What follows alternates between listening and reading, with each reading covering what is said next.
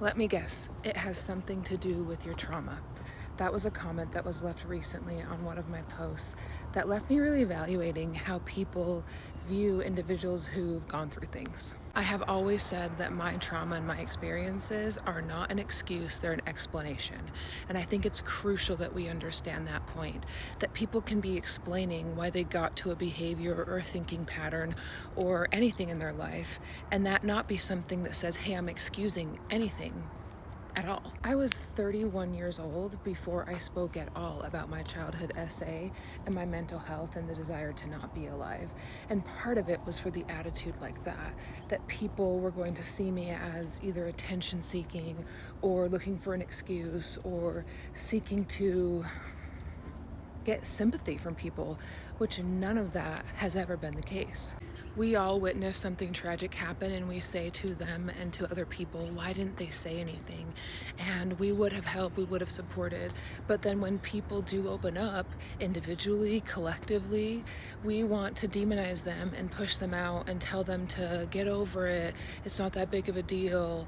Like, you're just fill in the blank. Those clouds, sorry.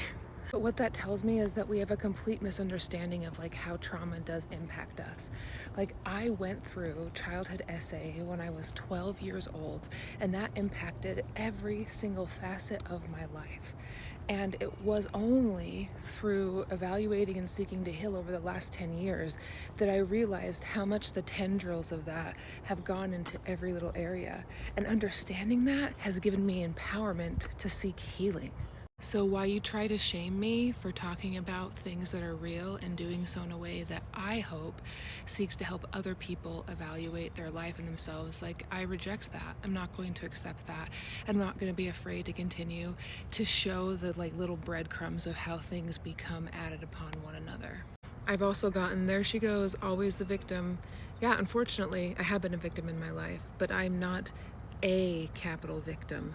I feel like I have overcome quite a lot, and I will continue to do so in a way that is real, that is positive, and that seeks to help others. That is the only thing that I want to do in sharing what I've gone through in my life, and I will continue to do so. And if you want to engage with it, wonderful. If you don't, there's the door, the scroll.